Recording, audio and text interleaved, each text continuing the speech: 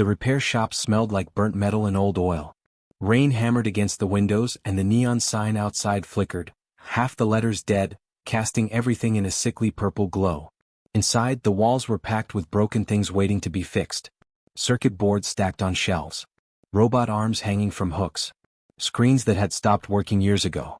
It was the kind of place where the universe's garbage came to rest. Derek had been running this shop for 3 years now. 3 years of solitude which suited him fine.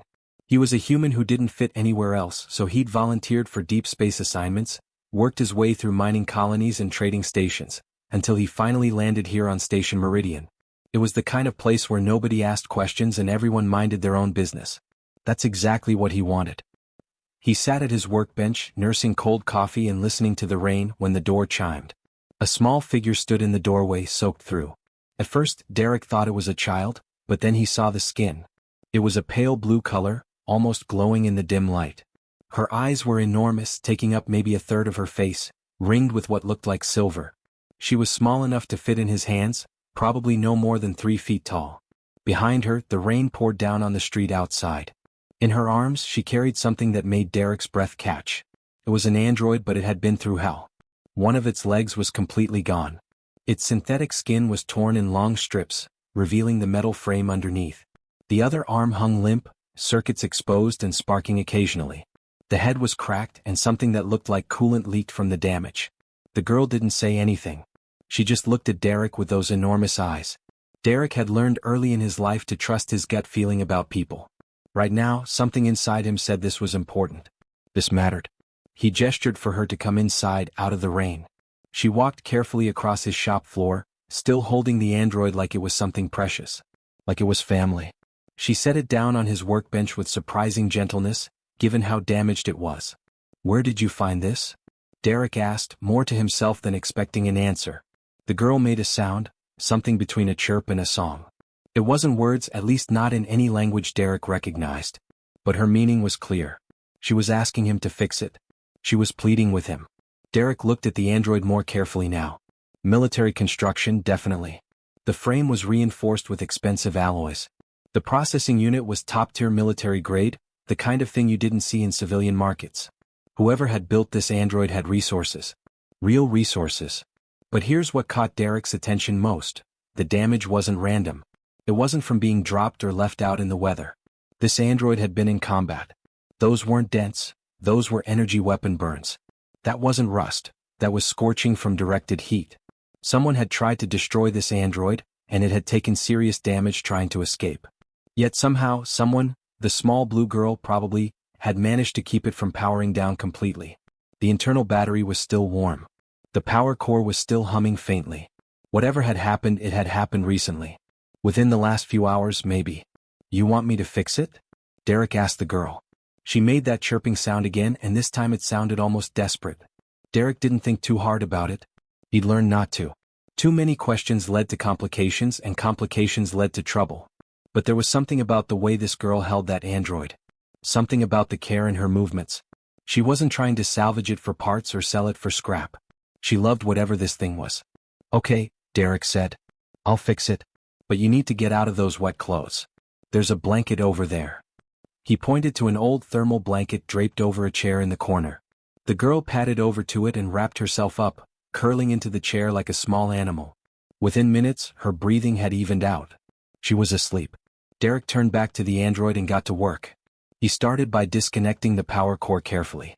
The android's systems powered down with a soft whine. Then he began the real assessment, pulling panels, checking circuits, testing connections. His hands moved without thinking, muscle memory taking over. He'd been doing this for 20 years and his body knew exactly what to do. The damage was extensive. Worse up close. But it was also reparable. Whoever had built this android had done good work. Quality construction meant it could withstand punishment and still function. Derek worked methodically, cataloging each broken piece, each fried circuit, each cracked component. By the time the sun came up, he'd made real progress. The android's power core was stable. Most of its primary systems were running basic diagnostics. It would take another full day to get everything operational again, but Derek knew he could do it. He looked over at the sleeping girl. Her blue skin seemed to glow softly in the morning light. She looked peaceful, like she hadn't slept well in a long time. Derek had no idea what he'd gotten himself into. He had no idea that this small blue girl was someone important. He had no idea that someone very powerful was watching him right now from high above the station, observing his every move with intense interest. All he knew was that a kid needed help and he was going to give it. The vessel mother hung in the black spaces between stars, invisible to every scanner that Station Meridian possessed.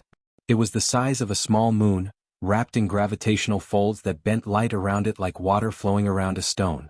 Inside the command nexus, massive screens displayed the station below in perfect detail.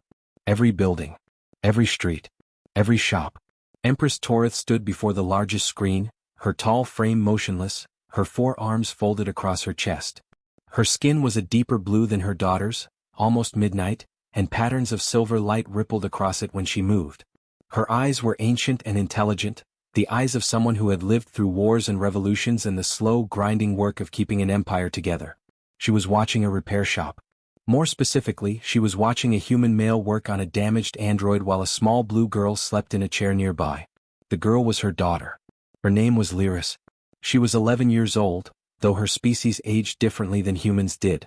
2 years ago, Torith had made the most terrible decision of her life. She had scattered her children across the galaxy like seeds, sending them to different worlds and stations with only their guardians to protect them. She had done this because someone had tried to kill them all. Her own brother had orchestrated the assassination attempt. Torith still remembered the explosion. The way the palace had shuddered. The screams of servants and guards. She had managed to protect 2 of her children, but Lyris, her youngest, her favorite, though she tried not to play favorites, Lyris had been spirited away by Unit 7, her personal android guardian. For 2 years, Torith had received only sporadic reports. Lyris was alive. Lyris was hiding. Lyris was on a frontier station called Meridian. That's all she knew. 2 years of not seeing her daughter's face. 2 years of ruling an empire while her heart broke a little more each day. Then 3 hours ago a problem had surfaced. Unit 7 had been damaged in a firefight near the station's outer docks. Someone, probably one of her brother's agents, had found them. The android had managed to escape with Lyris, but it had taken serious damage. And now Unit 7 carried encrypted files. Dangerous files. Files about the coup. Files that could trace the assassination attempt back to her brother. Files that, if they fell into the wrong hands, could destabilize everything she'd worked to build in the past 2 years. More importantly, those files could lead the assassin straight to her daughter. Torith had been monitoring the situation, trying to decide what to do. Send a rescue team? Too risky. The Empire's presence would draw attention. Activate a kill protocol on Unit 7 to destroy the data? She'd considered it, but that would mean abandoning her daughter when she finally had a location. Then the girl had walked into that repair shop and everything changed. The human, Torith's intelligence files identified him as Derek, a former deep space worker who'd been living in exile on Meridian for 3 years, had looked at the broken android and simply helped. No questions asked. No demand for payment or identification. He'd just taken the girl inside, gotten her warm and dry, and started working. Torith watched his hands move across the android circuits. The man worked with precision and care. He understood military-grade construction. He understood that this was expensive, complex technology. And yet, he didn't seem interested in stealing it or selling information about it. He just worked. The data technician at Torith's side, a nervous woman named Krita, whispered, "Empress, we should consider eliminating the human. He's a security risk. If he discovers what Unit 7 carries." "No," Torith said quietly. "But ma'am, if he accesses the encrypted files, if he understands the significance." "He won't," Torith said. She could see it in the way Derek moved. He was a craftsman, not a hacker. He would repair the android's physical systems, restore its mobility, maybe even fix its damaged processors. But he wouldn't go digging into encrypted military files. That wasn't who he was. Torith watched as Derek worked through the night, stopping only to check on her daughter, making sure the girl was comfortable, adjusting the blanket around her small shoulders. He brought her water and left it within her reach in case she woke up. He worked quietly, trying not to disturb her sleep. Something in Torith's chest, something she'd thought the throne had burned away, began to stir. She had made the choice to rule. That meant sacrificing time with her children. It meant making decisions that broke her heart. But watching this human stranger show more direct care for her daughter than she could offer herself, watching him treat this small alien girl with gentleness and respect, made her realize something. Her daughter was safe with him. Maybe not permanently. Maybe not forever. But for now, in this moment, Lyris was safe. She had warmth. She had someone who would fix what was broken without asking for anything in return. It was more than Torith could offer from her seat of power. Change the orders, Torith said to Krita. The human is not to be harmed. Monitor him but do not interfere. If he helps the girl, let him. If Unit 7's data is decrypted, I want to know, but we will not take action against him. Krita looked confused. Empress, this is unprecedented. A human helping a member of the royal family. Yes, Torith said, still watching Derek carefully set down a repaired circuit board. It is. That's precisely why I'm giving these orders. She touched her hand to the screen, almost as if she could reach through it and touch her daughter's sleeping face. Protect them both, she whispered. Derek had been working for 72 hours straight. He'd stopped counting the cups of coffee somewhere around hour 40. His hands trembled slightly from exhaustion and stimulants, but the work was nearly done. The android's primary systems were online. The structural damage was repaired. The power core was running at full capacity. It was time to wake it up. The girl, Lyris, though Derek still didn't know her name, had barely left the shop. She'd slept in that chair for 2 days, waking only to eat the food Derek prepared and watch him work. She didn't speak, but she made those soft chirping sounds sometimes, like she was singing to herself. Derek had learned to recognize the different tones. There was a worried chirp, a curious chirp, a sad chirp that made his chest ache. On the morning of the 3rd day, Derek activated the android's power core fully. The machine hummed to life. Its optical sensors flickered, red, then amber, then a steady blue. For a long moment, nothing happened. The android just lay there on the workbench, its systems coming online, its processors running through startup diagnostics. Then it moved. The motion was sudden and violent. The android's functional arm shot upward, and Derek instinctively stepped back. The machine rolled onto its side, its single leg planting against the workbench, its optical sensors scanning the room with military precision. It was assessing threats, running combat scenarios, looking for enemies. Lyris made a sound, that desperate, worried chirp, and rushed forward. Easy, Derek said, raising his hands to show he wasn't armed. You're safe. You're in my repair shop on Station Meridian. You've been damaged for 3 days. The android's head swiveled toward Derek, and for a second, Derek thought the machine might attack him. But then Lyris touched the android's damaged shoulder and something shifted. The machine's posture relaxed fractionally. Lyris, the android said, its voice rough and mechanical. Are you injured? The girl made more chirping sounds, shaking her head. She was crying. Derek could see it now, though no tears fell from her enormous eyes. Instead, the bioluminescent pattern beneath her skin flickered and dimmed, cycling through colors like a distress signal. The android's optical sensors focused on her, and if a machine could show love, Derek saw it in that moment. You should not have brought me here, the android said. Its voice was clearer now, more natural, as its vocal processors finished initializing. This place is not safe. They will find us. They will find you. Who? Derek asked. Who's looking for you? The android turned its head toward Derek slowly. This does not concern you, human. You have done what you were asked. You should forget we were ever here. But Derek was already moving toward his computer terminal. Something about this didn't add up. Military-grade android. Expensive construction. A small alien girl who didn't speak but communicated with specific chirping patterns. The way they looked at each other. The desperation in the android's warnings. I'm going to check your systems, Derek said. See what kind of damage you sustained. That is not necessary, the android started to say, but Derek was already pulling up the diagnostic files. His hands froze on the keyboard. The encryption on Unit 7's core files was unlike anything Derek had ever seen. Military grade, yes, but not standard military. This was Imperial encryption. Throne-level security. The kind of coding that governments spent billions developing. And beneath that security, Derek could see fragments of data. Military movements. Assassination attempts. Names of high-ranking officials. A coup. A coup orchestrated by someone inside the royal family itself. Derek's hands were shaking now, and it wasn't from the stimulants anymore. Oh my God, he whispered. You're not just a guardian android. You're a witness. You were there for something. Something huge. The android didn't respond, but the silence was confirmation enough. Derek turned to look at Lyris. Really look at her. At the way she moved with such careful precision. At the intelligence in those enormous eyes. At the patterns of light beneath her skin, patterns that seemed almost intentional, almost like they meant something. like she was used to communicating through subtle signals. She was royalty. That's what his gut was screaming at him. This small, silent girl was someone important. Someone powerful. Someone whose bloodline meant something in the wider galaxy. The Empress, the android had said when it first woke up. It is not safe. Derek looked at the android. At the girl. At the dangerous files glowing on his computer screen. Who are you? Derek asked quietly. Really? The android was silent for a long time. Then it said, I am Unit 7. I am a personal guardian. And this child is someone who should never have to hide. But hiding is all we have left. Derek thought about his life. 3 years of exile on a frontier station. 3 years of avoiding complications, of staying away from anything that might pull him back into the systems and politics he'd rejected. He thought about the choice he'd made to live quietly, to ask no questions, to want nothing but peace. Then he looked at Lyris's face. At the hope and fear warring in her expression. And Derek made a decision that would change everything.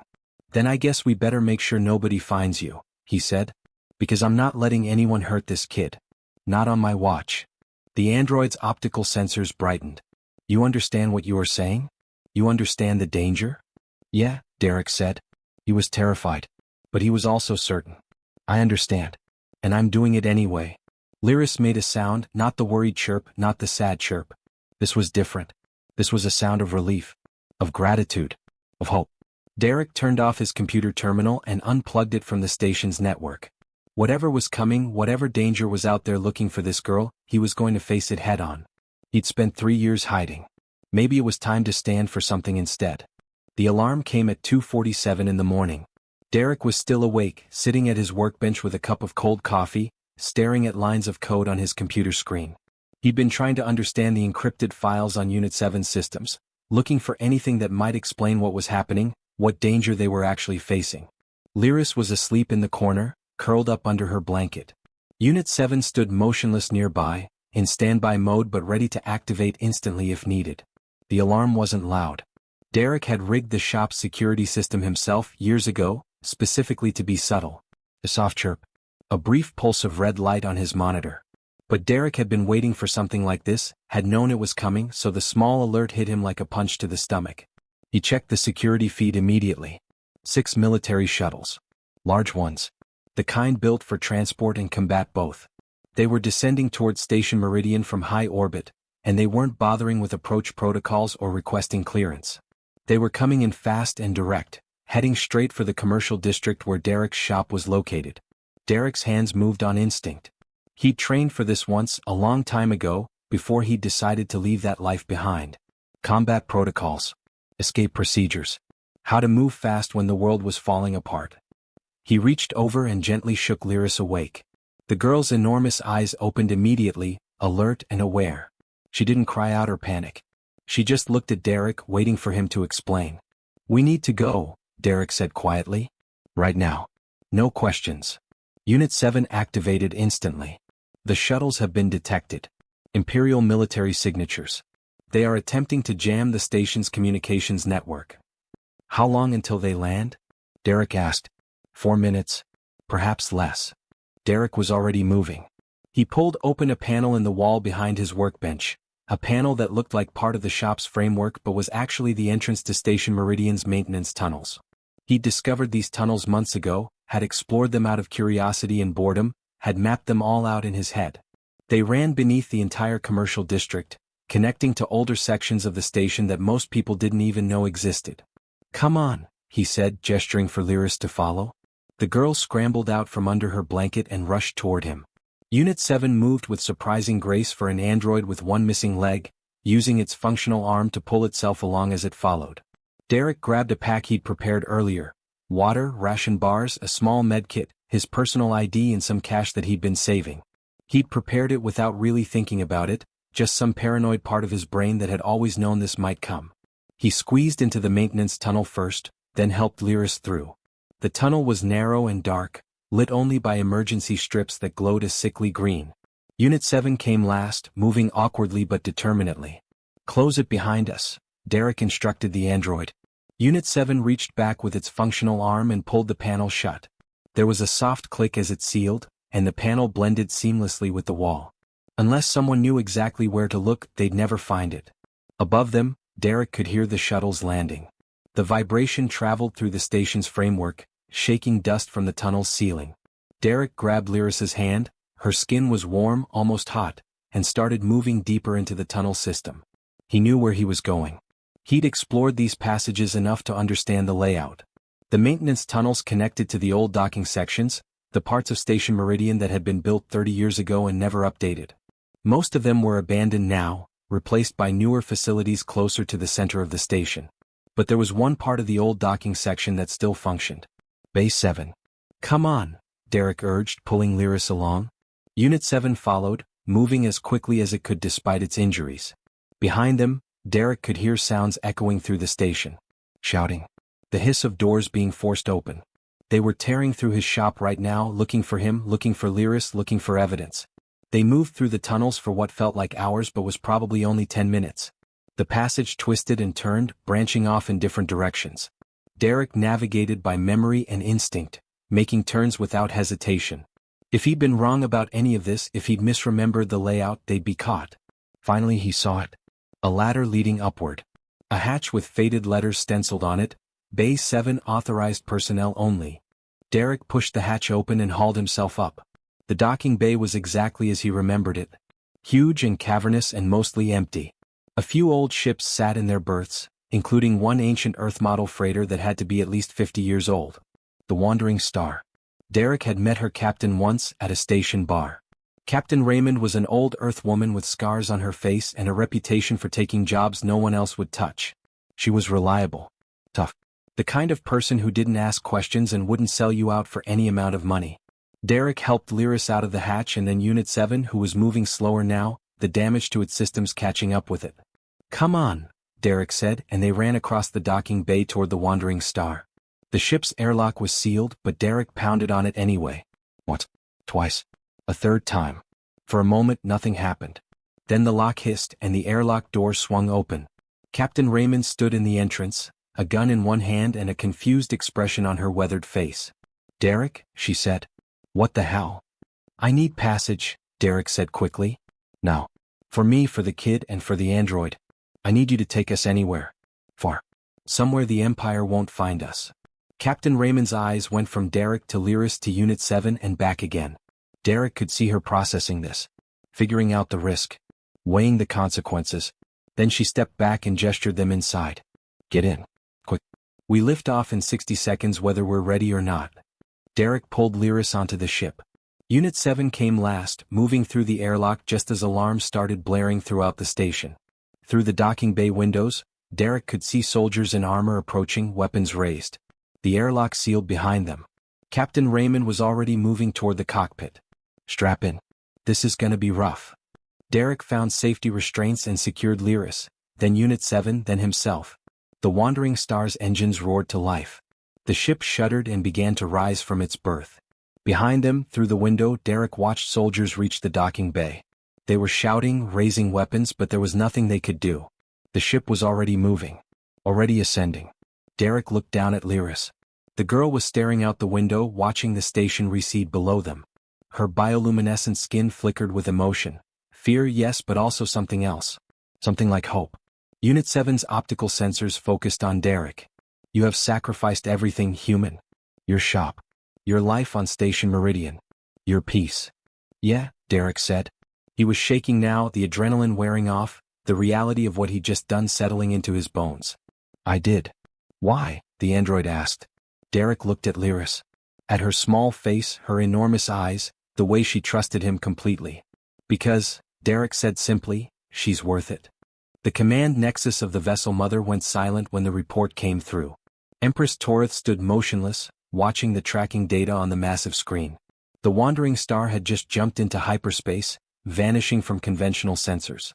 The trajectory data showed it heading toward the Corward refugee networks, a vast, chaotic region of space where thousands of ships moved through merchant routes and hidden passages. It was a place where Imperial authority had limited reach. A place where someone could disappear. A place where her daughter was safe. Krita, the data technician, stood nearby waiting for orders. The entire command staff held their breath. They knew what this meant. The assassination attempt had failed. The girl had escaped. And the human, Derek the mechanic, had made the choice to help her. Torotha's 4 arms remained folded across her chest, but inside she was trembling with emotions she hadn't allowed herself to feel in 2 years. Relief, gratitude, rage at the people who had forced her into this position. And underneath it all, a fierce, protective love that made her want to tear apart anyone who threatened her daughter. Confirm the girl's status, Toroth said quietly. Life signs are stable, Critter reported. Unit 7 is with her. The human is aboard as well. They're heading into the refugee networks now. We're losing them on sensors. Toroth closed her ancient eyes for a moment. When she opened them again, her voice was cold and cutting like a blade. I want everything we have on the human named Derek. His entire life history. His background. His military training. Everything. Yes, Empress, Critter said, already moving. Within minutes, the data was scrolling across the screens. Derek's service record. His discharge from the Earth colonial forces. His history of rejecting authority and choosing exile over command structures. His 3 years of quiet work on Station Meridian, asking nothing of anyone, wanting nothing but to be left alone. And then he'd given up everything for a child he'd known for only 3 days. Toroth studied the human's face on the screen. Average height. Strong hands, the hands of someone who worked with tools and machines. A face that showed intelligence and kindness in equal measure. The kind of human who acted on principle rather than profit. The kind of human who would look at an empress's daughter and see only a child who needed help. The kind of human who was now in more danger than he could possibly understand. Send orders to all Imperial intelligence networks, Toroth commanded. The human named Derek is to be protected. Any agent who encounters him is to ensure his safety. If he is captured by hostile forces, he is to be recovered immediately. I want him found and secured. Her officers exchanged glances. This was unprecedented. The Empress didn't typically issue protection orders for random humans from frontier stations. And send similar orders regarding the Wandering Star, Toroth continued. Captain Raymond is under Imperial protection as well.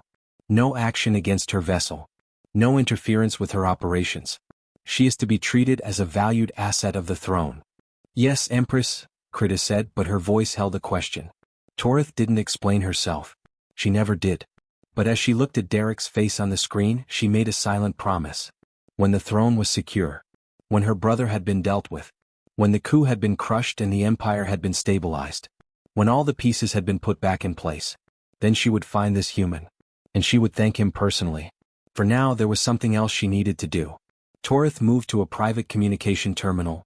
Encrypted, protected, running through channels that even her own security forces couldn't monitor. She pulled up a specific protocol, one that she'd created 2 years ago specifically for this purpose. A way to send messages to her scattered children across the galaxy. The message was short, simple, but it contained everything she needed to say. Be safe, be loved, be free. Toroth encoded it and sent it through a dozen different relay stations, bouncing it across multiple networks, disguising its origins and destinations. The message would take time to reach Lyris, winding through the same refugee networks where the Wandering Star was now traveling. But it would get there. And her daughter would know that her mother was still alive. Still watching. Still loving her from a distance. On the Wandering Star, 2 days into their journey through hyperspace, Derek was helping Captain Raymond with some routine maintenance on the ship's life support systems. He discovered that the old freighter had dozens of small problems that needed fixing, and the work kept his mind occupied.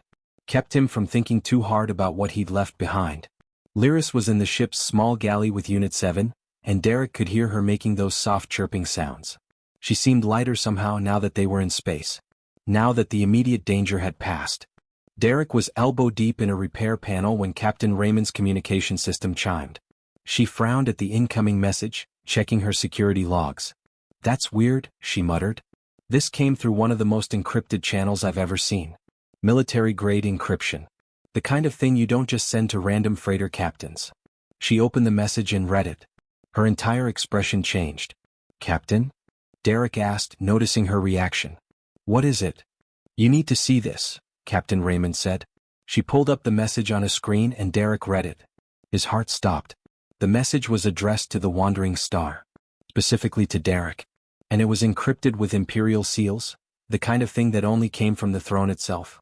It simply said, protect her. You have the Empress's gratitude. Derek's hands were shaking. What does this mean? Before Captain Raymond could answer, Unit 7 appeared in the doorway, Lyris close behind him. "There is a secure message," Unit 7 said. "It is for Lyris. From her mother." The android held out a small data chip, something that had been transmitted through the encrypted channels and decoded by Unit 7's military-grade processors. Lyris took the chip with trembling hands. She looked at Derek, her enormous eyes reflecting light like mirrors. "Go on," Derek said softly. "Read it." Lyris activated the chip, and a simple text message appeared, written in her mother's personal cipher. "Be safe, be loved, be free. I'm always watching. I'm always here. When the time comes we will be together again." Lyris made a sound that Derek had never heard from her before.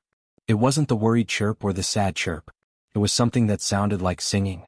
Like joy. Like hope crystallizing into reality. She turned to Derek and pressed her small hand against his face, the way she had when they first met. But this time the gesture meant something different. This time it meant gratitude. It meant trust.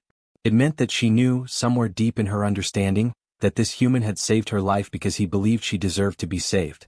"Your mother," Unit 7 said softly, "sends her love." Lyris made that joyful sound again, and for the first time since she'd been scattered across the galaxy 2 years ago, she felt like she might come home.